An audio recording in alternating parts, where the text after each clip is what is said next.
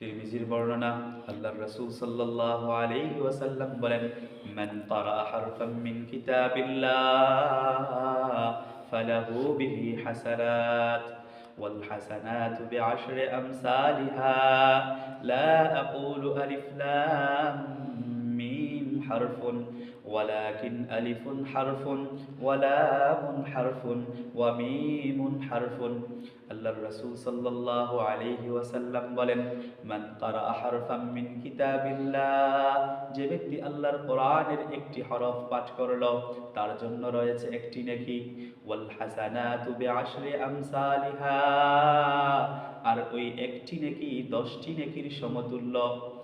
লা আকুলু আলিফ লাম মিম হারফুন, রাসূল বলেন আমি বলছি না যে আলিফ লাম মিম একটি হরফ, ওয়ালাকিন আলিফুন হারফুন ওয়া লামুন হারফুন ওয়া মিমুন হারফুন, বরং আলিফ হচ্ছে একটি হরফ, লাম হচ্ছে একটি হরফ, মিম হচ্ছে একটি হরফ। অর্থাৎ যে ব্যক্তি আল্লাহর কোরআনের আলিফ লাম মিম পাঠ করবে, আল্লাহ রাব্বুল আলামিন তার নামায়ে আমলের মধ্যে 10 10 10 করে 30টি নেকি লিখে দিবেন।